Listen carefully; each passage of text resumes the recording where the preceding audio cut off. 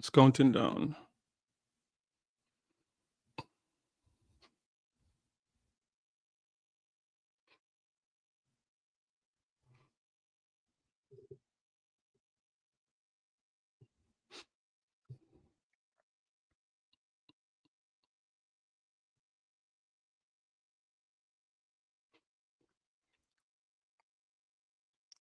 Hey guys, welcome back to CARB 21 Network. So this is actually our first interactive live. We're testing out the live before the election. So this is new to us. So wherever you're coming from, welcome to CARB 21 Network. And today we want to talk about the rural bus system, school bus system in Jamaica. That is one of the hot topics in the Jamaica election. We have the election coming up in the next 4 days. And this has been one of the hot button topics. And we want to break it down today. Why is the PMP against the rural bus system? And was this a bad choice for them to go against it? Personally, I believe that this was a bad move because traditionally the PMP, the People's National Party, is the party that have the legacy for public transportation. The public transportation system goes back in Jamaica from 1953, and in the People's National Party was the party that decided to take over the JOS bus system. For people that are in their 50s or older would have remembered the JOS bus system. And the People's National Party was the party that decided to take it over. And then when Edward Seaga came into office in 1983, he privatized it until it was dissolved. So the public transportation system is a legacy for the People's National Party. So I didn't see any benefit for them trying to go against the rural bus system that the Jamaica Labour Party they're trying to implement. So I think somehow it just backfired. So what I'm going to do, I'm going to play a video from Damian Crawford. Damian Crawford is on a media, social media or podcast tour. He's been on he's been on the Let's Be Honest podcast. He's been on The Fix. He's been on, I see the latest one, the Truth is Real. So Damian Crawford is all over the place. So he went on The Fix, he went on Let's Be Honest to try and clarify why the Jamaica Labour Party, they are against the system. And now I think they have pivoted. They're saying that they're no longer against the system, but they don't think the way how the Jamaica Labour Party is implementing the system is a good way. So what I'm going to do, I'm going to go to Damian Crawford and I'm going to play what Damian Crawford had to say about the rural school bus system. For the people them who don't know, and if you can right now, can you effectively explain what's the proposed plan to either completely replace the rural bus system right now or to improve upon it? Same. And as I said, we had 1 minute and 40 seconds. So if you answer that time, now we have enough minutes, so we can take some minutes, right? Yeah. So, all right. So the real quarrel is the objective. The objective that we identified, that is why our program is called RIDE. And by the way, the first rural school bus conversation started with Mark Golding's proposal in his budget presentation of RIDE. Okay. So theirs is a response to RIDE. The conversation seems to believe that we are responding to their school bus. You understand? But because they're able to implement as government, them have something to show that we don't have to show as opposition. So RIDE is the rural initiative for delivering education. So education was the foundation of getting the children to school some way, somehow, right? The objective that is being in the conversation is separating children from adults. But our objective was first and foremost to get them to school, because the absence from school is one of the foundation reasons why they're performing so poorly, right? So when we did the mathematics, there's three areas of conversation. The general absenteeism as 22%, rural absenteeism as 34%, and deep rural absenteeism of 55%. So the greatest negative was deep rural. Of the 190 days, they were missing up to 100 days. So we had to solve deep rural. So if you're just joining the live, we're talking about the election coming up, the Jamaican general election coming up, and we're taking a look at the rural school bus system. And this is Damian Crawford. As I said, Damian Crawford seemed to be on a touring all the popular Jamaican podcasts. So he's trying to clarify the Jamaica Labour Party objecting to the rural school bus system. And it seemed like in this latest interview, he's saying that, look, the people want bus. So if the PMP, if you vote in the PMP, we're going to give them bus. We're no longer thinking about scrapping the school bus system and going for the taxi system. So this is Damian Crawford, and this is our first live before the election, and we're just trying out something new. So we're going to open up the lines if anybody want to contribute to the conversation about the rural school bus system. So let's continue to hear what Damian Crawford has to say. Absenteeism. Now, if you're going to solve deep rural absenteeism, the problems that exist was one of two: affordability and availability. Many deep rural communities, because they're farming communities, the adults don't travel out a lot. So only the children become the source of income for the taxi driver. Additionally, there's not two-way traffic. Not many people going into the community for work.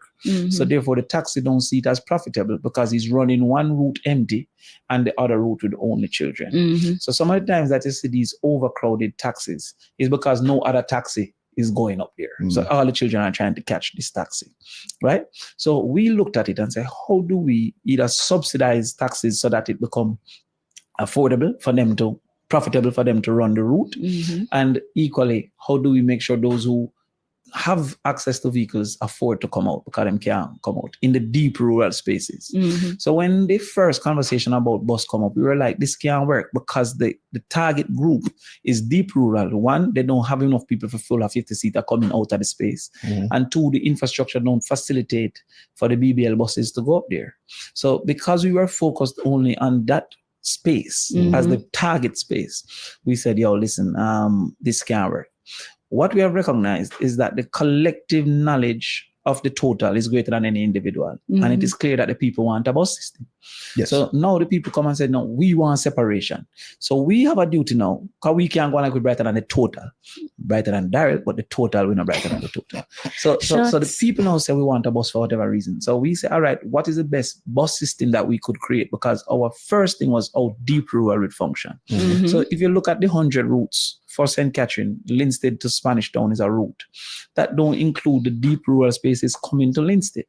So we now have to figure out a way using a hub and spoke system like aeroplane to carry the people to a school bus system that then carry them from that hub to another space. So what we were saying is the way that they're doing it don't solve the deep rural absenteeism problem. But the way that we were doing it don't solve the people's desire for separation.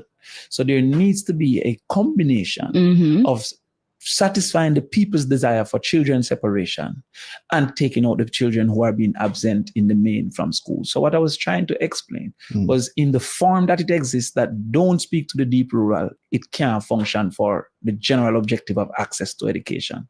But ours who then depend on private don't satisfy the people's desire for separation.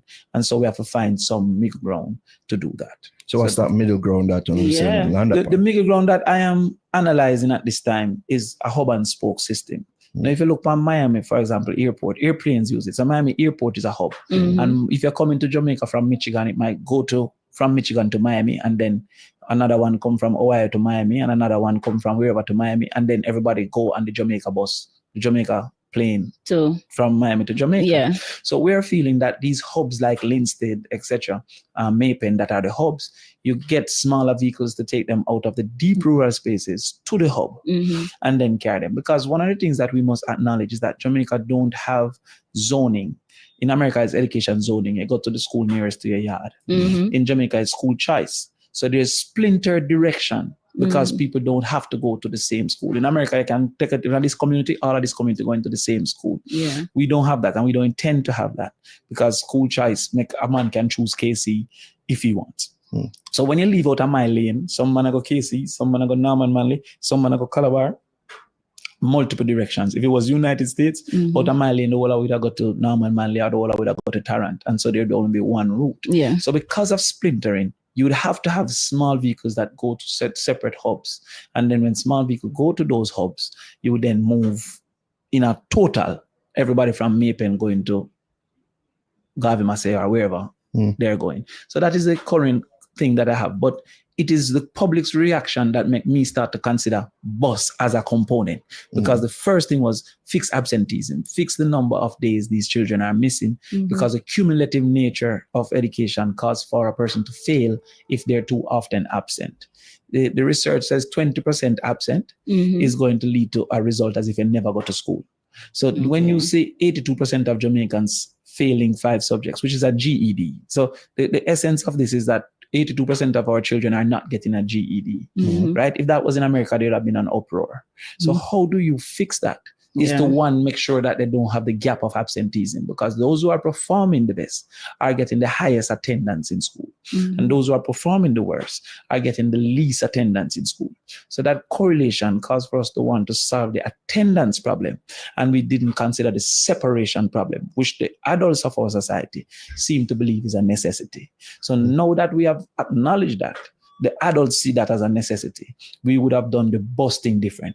So the 1.4 billion spent, we would have spent that on coaster buses for them. Because that's what I wanted to ask. Is it that you think that is only small vehicles can go to the deep rural areas, or what's the issue with the big buses that they have? Because for one, it would be inefficient because you don't have a lot of children coming out of it. You call these dying communities that don't have many people coming out. So you have some of these areas where it's 15, 16, 12, 2 people coming out of it to go to a particular space. So therefore, sending a 40-seater to run that space. Additionally, the number of buses wouldn't be able to incorporate all these routes. You only have 100 buses. So remember, you have a time limit that you must go to school. So between 6 and 8 is the only period that this bus have to run. You can't run 11 because school started. It would have been late. You understand me? So that's that small window, right? That bus can run more than 1 trip, maybe 2 trips in a route. So with the splintering of communities and also the multiplicity of directions, you'd have to have a bus that got multiple routes. You have to have nearly 50 times the buses that they have. What people must recognize is that the 100 buses average 48 seats. So you have 4,800 seats. The total number of students is 440,000 students. So this is almost 1% of the total students. So that means that 99% still have to go do the negatives of what people are afraid of.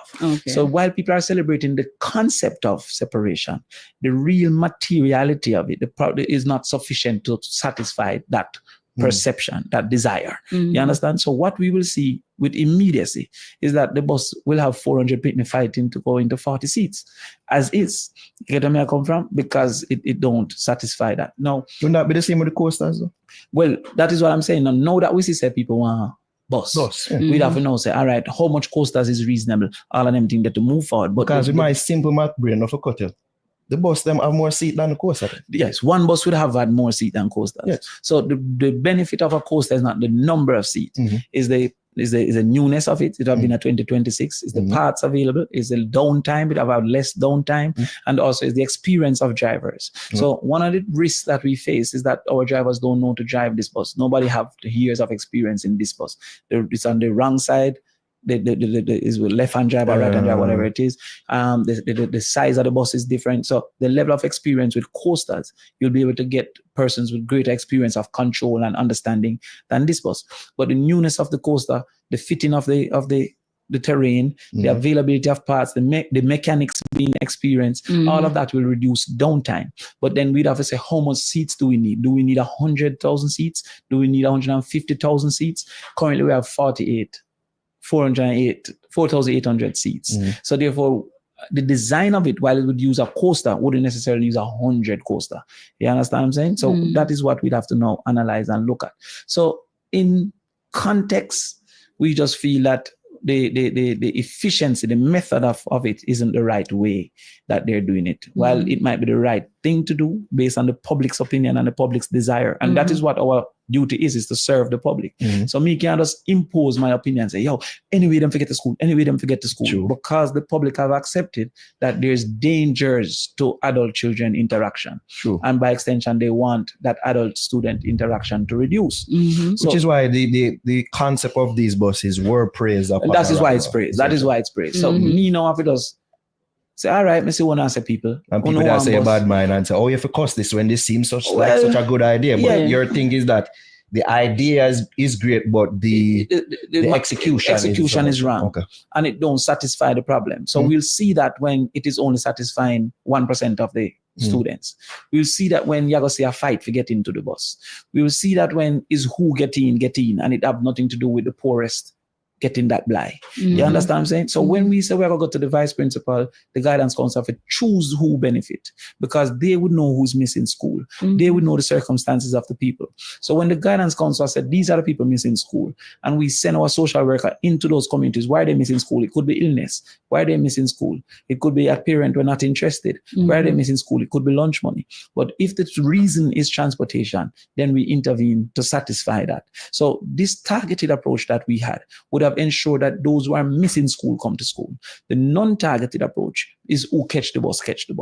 And by extension, we think that that is a deficiency in the system as it exists. So always saying, and I hear them saying, like one of these politicians saying, God not like bad mind and God not like ugly. God not like criminal neither to still. So therefore, I think God will like some of us better than those. Criminal. You know, some people just take this as you just trying to undermine the government and its efforts, you know, because they're like, at least the feeling and the understanding that I got from this whole rollout was that this is something that they're phasing in, and eventually the buses will be new. So even like we've seen a couple of them break down and everything. I feel like it's just like a quote unquote testing phase. Let us look at it, right? Because when you're building a nation, it's different from when you're building a narrative. When you're building a narrative, it's post-action, right? Yes, hi for you. So watch me now. You are going to decide on buses. Would the average person decide to buy a 15-year-old bus? Okay, so that was Damian Crawford, and that was him recently on The Fix. And the reason why I thought that this was a bad idea, because there's a lot of other things that the People's National Party could really go after the JLP on. But to choose the school bus, the rural school bus system, I thought that was a poor choice. I don't know if they don't have people, you know, political strategists telling them what to do. But that would have been a bad idea. And as I said earlier, I believe that it was a bad idea because public transportation, traditionally, that's a PMP legacy type of thing. The JOS bus was under the Manley government. And as I said earlier on, it was sold by Edward Seaga. It was privatized by Edward Seaga. And then in 1998, PJ Patterson was the one that came back with the public transportation. So one of the things that I gave the Prime Minister, Andrew Holness, credit for is the continuation of the JUTC and not like allowing the JUTC to just fall, to actually do some work on it, because historically we have seen where a PMP project or a JLP project, when we change government, then the party ignored that. So I give the Prime Minister, Dr. Andrew Holness, a lot of credit for continuing with the JUTC and adding to it, because the more the Prime Minister add to it and increase the efficiency of it, it's also going to impact on the People's National Party legacy. So I thought that was a poor thing for them to go after. You can go after the Integrity Commission, corruption, you can go after education, because yes, education, we're down in Jamaica. The education system is not the same as it used to be in the past. But to go after the school bus issue, I thought, yeah, that was bad. And first of all, like they were saying old bus, you know, the bus them old. And when I first heard that, I said, like, come on, man, because in Jamaica, we have a history of, we have gotten fire truck, like used fire trucks in the past. We have gotten ambulances. We have gotten a lot of stuff that is not new. And I even came and said back in the days when we got the deportee cars, like the deportees, they were not new, but we got those cars, and Jamaicans loved the deportee car back in the day. So the question in the newness was, as I said, a poor choice. And another thing that Damian Crawford mentioned was the drivers in Jamaica don't have any experience. And I'm like, come on, Damian, you're digging yourself into a hole, because if you go to America and Canada and you look at these school buses, a lot of the school bus, they're like women driving them, like women from immigrants from, like, say, Middle East or wherever in the world, and they are the one that's driving those school buses in America, in Canada, because a lot of those jobs are not high-paying jobs. So, like, a stay-at-home mom could drive the bus, park it up, and then go back and stay home with their kids. So, to question that, oh, the like Jamaicans might not be able to drive it, that was another poor one. And also that there's not enough bus. Like, when I was watching Damien trying to explain that, I'm like, come on, Damien, because you would have to understand that this would have to be a phasing approach. Like, no government in Jamaica, no government even in America or Canada cannot ensure that every single child, they're able to go on the school bus. So I thought it was a poor choice on their part. And yeah, so, but what I'm going to do, I'm going to play the transport minister now, the transport minister talking about September, because September is just next week and the rolling out of the rural school bus system. So this is the transportation minister, Daryl Valls.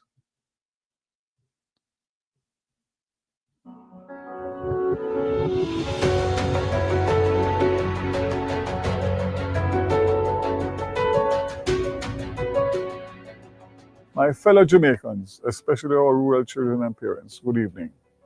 I'm proud to announce that Phase 1 of the National Rural School Bus Program will begin on Monday, September 8, 2025, with 55 of the 122 routes covering all parishes being served by 60 of the 110 rural school buses. Thousands of students from 258 of 858 schools across all parishes will benefit with the introduction of the National Rural School Bus Program. Far too long, rural students across Jamaica have been unable to attend school regularly because of high transportation costs and inadequate public transport for children. Many children have been forced to travel on foot or in unsafe vehicles, are exposed to numerous risks, including traffic accidents, crime, and disrespect from the ever so popular cry, "No Schoolers."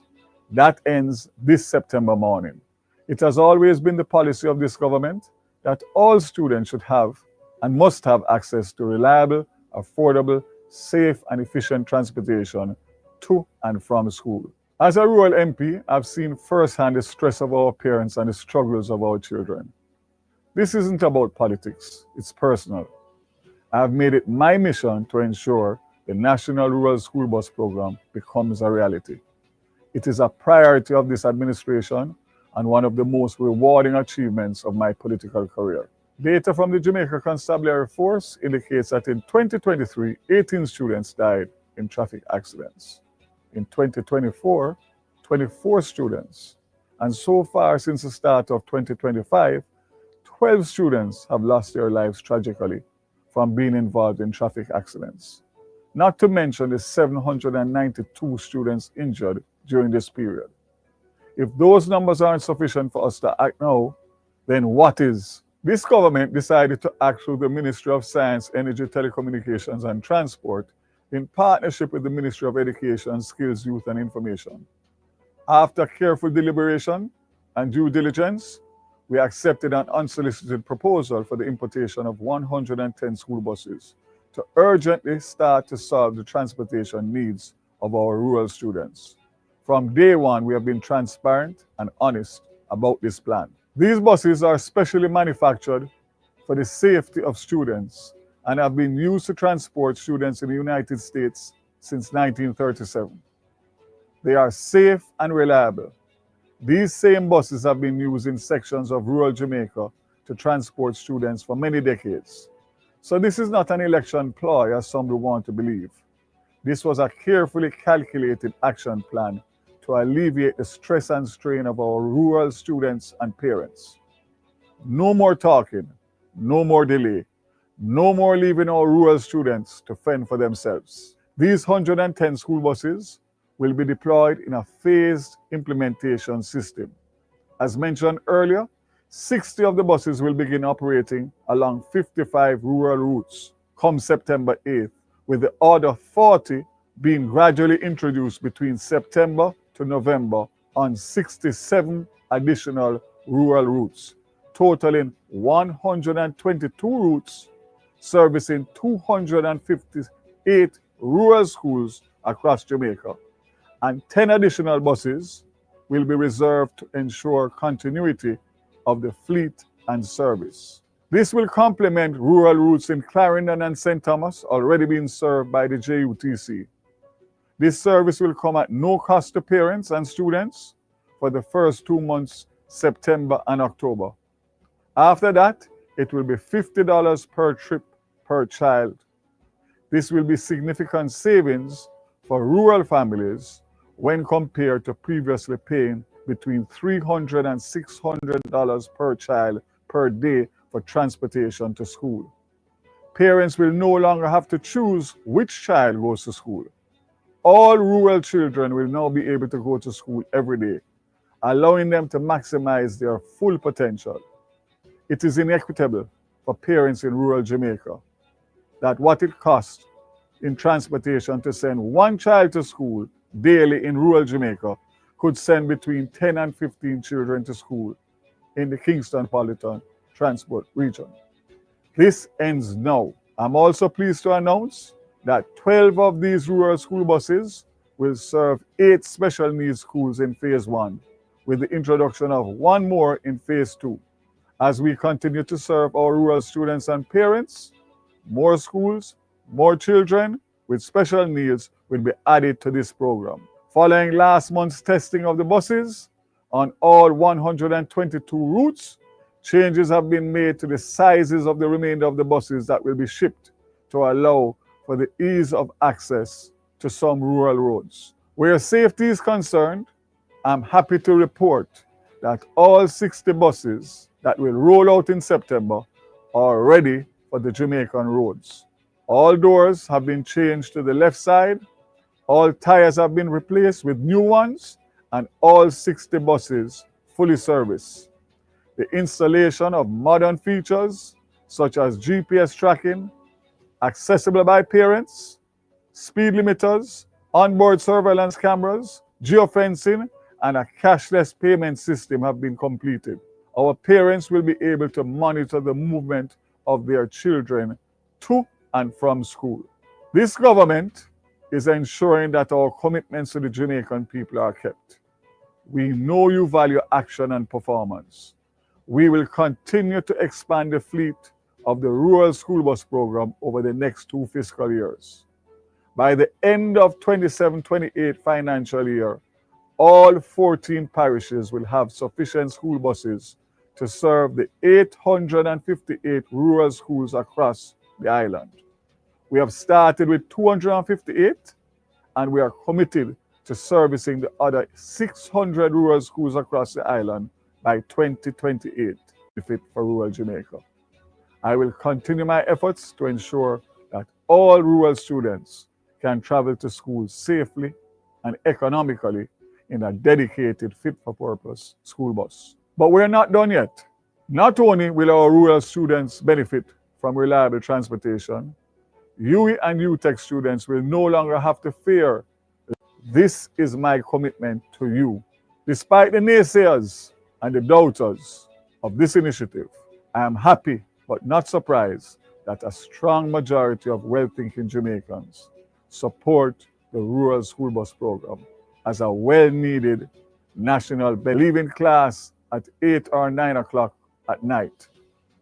Through the JUTC, several routes that serve UE and UTech will be extended.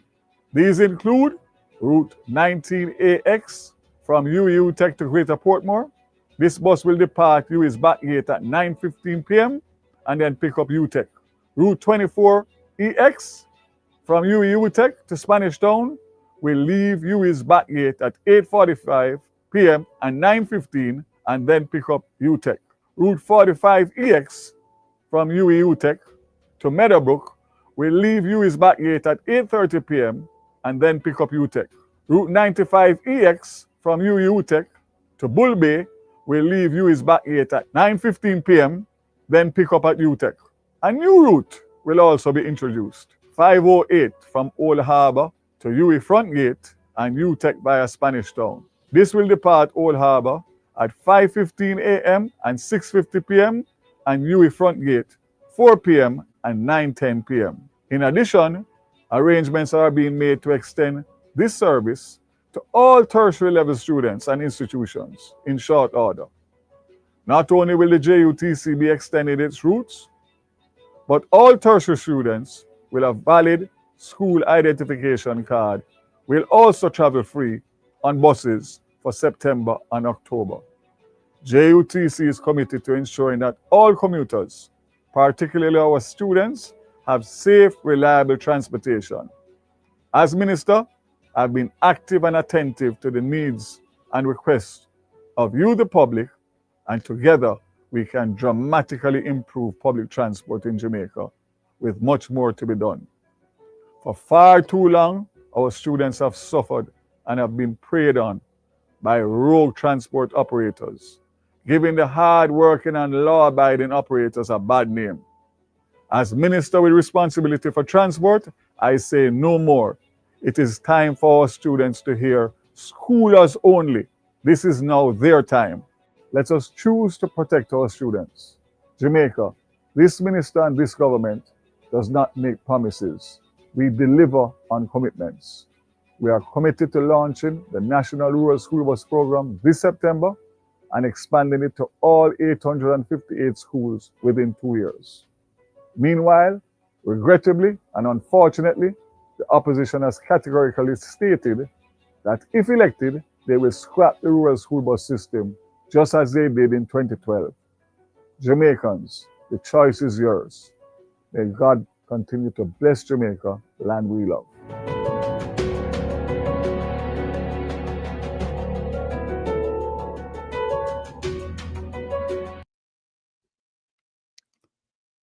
Yes, so that was the transport minister, Darrell Valls,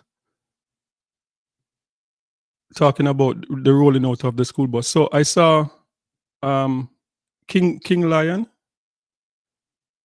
Yes, so I saw King Lion saying that the bus, they're not safe, but I understand we're in election season and people want their party to win and people say anything, but I believe if us as Jamaicans, if we really, care about the children, whether you're JLP or PMP, I think the responsible thing is like go after something else.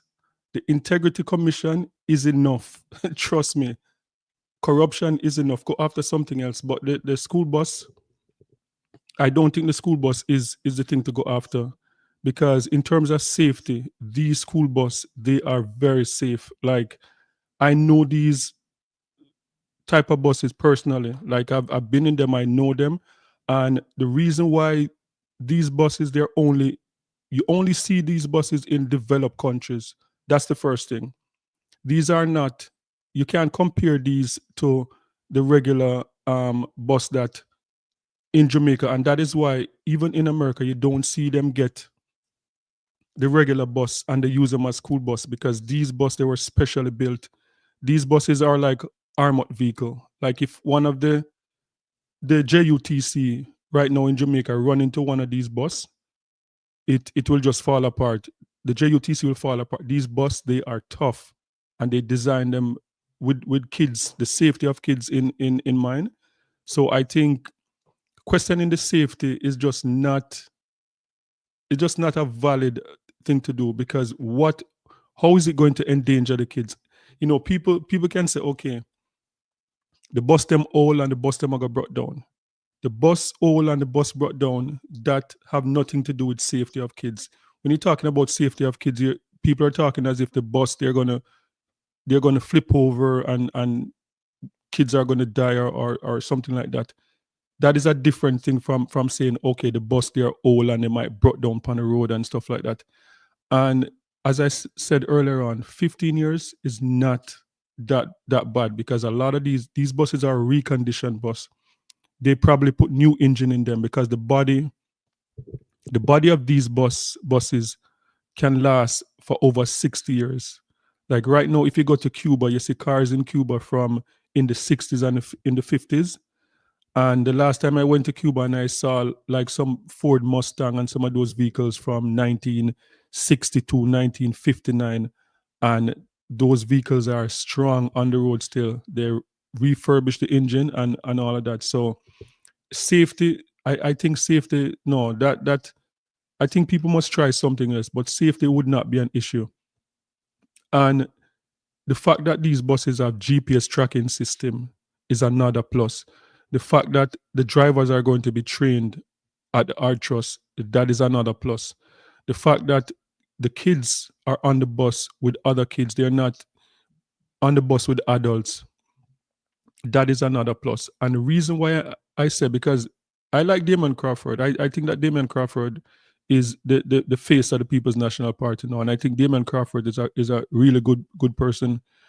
And it just make him look kind of cheap coming after this system, or having to defend the People's National Party coming after it, because there's no way you can win arguing against this system. And that is just my personal belief, because as Jamaicans, like, and this is not something new, like going to school in the 80s in Jamaica, and I've been in situation where like even young girls in my class, grade 8, grade 7, are having relationships with the taxi driver, the minibus driver and stuff like that.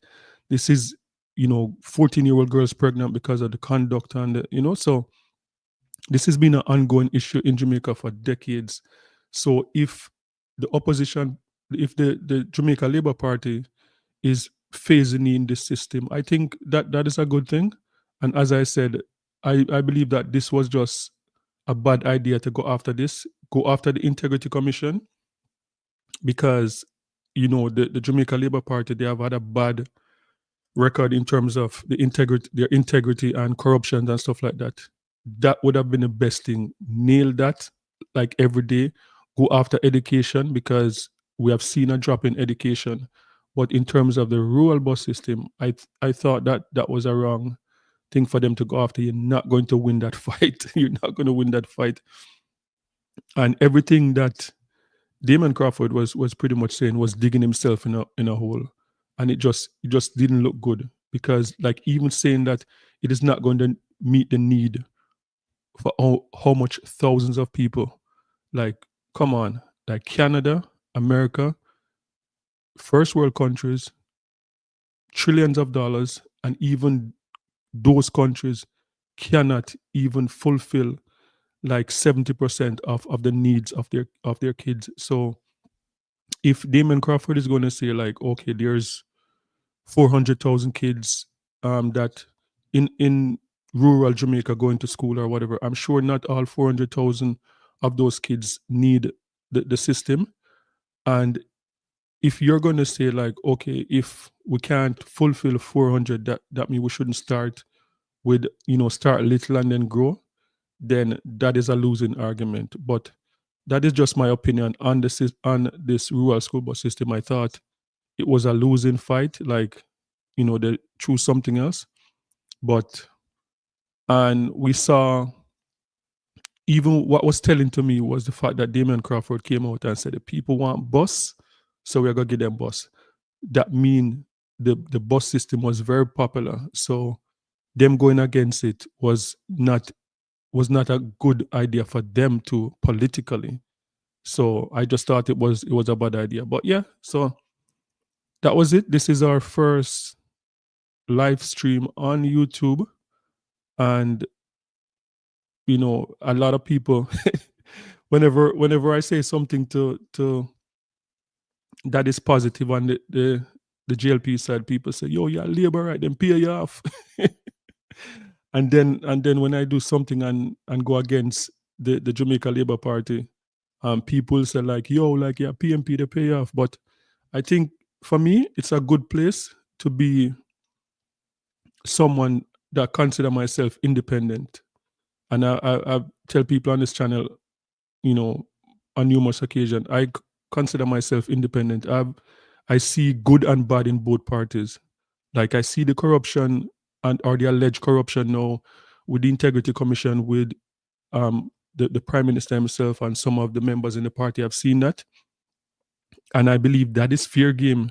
Go after the Prime Minister for that. The same way with the whole FinSac issue, with the People's National Party. I saw that.